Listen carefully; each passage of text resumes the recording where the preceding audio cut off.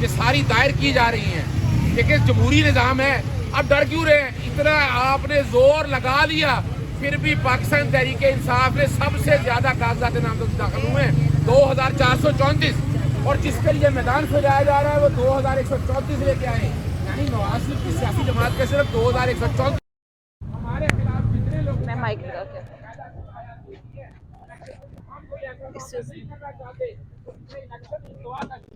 आ गया और उसके लिए हालात ऐसे बनाए जा रहे हैं कि ऐसे हालात हो कि इलेक्शन वक्त पे ना हो। हम ऐसे किसी काम में नहीं आए हैं इलेक्शन वक्त में होने और गलत वक्त पे होने। मैडम ये मैं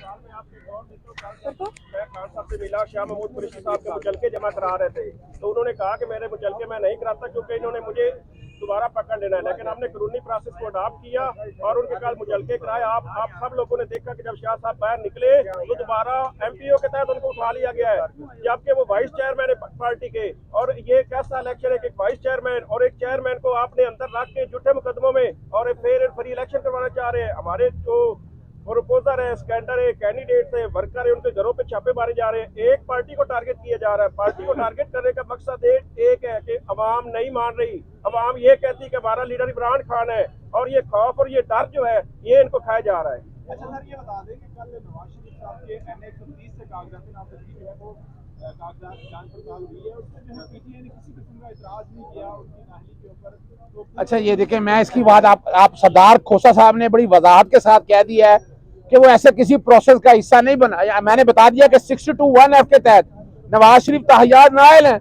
अगर वो ताहियात नाअहली ना होती तो सुप्रीम कोर्ट को 62(1)(f) के तहत पिटीशन लेने की क्या जरूरत थी? 2 जनवरी को वो पिटीशन इसीलिए लगाया है कि अभी तक ताहियात नाअहली बरकरार है, और जब तक वो सुप्रीम कोर्ट वो ताहियात नाअहली खत्म नहीं करती, हालांकि हम समझते हैं सुप्रीम कोर्ट नहीं कर सकती, इसके लिए पार्लियामेंट में 2/3 अक्सरियत की जरूरत है। तो नवाज शरीफ आज की डेट पर हमारी तरफ से कोई एतराज नहीं किया, लेकिन आइन जो कहता है उस आइन पे नफाज होना है।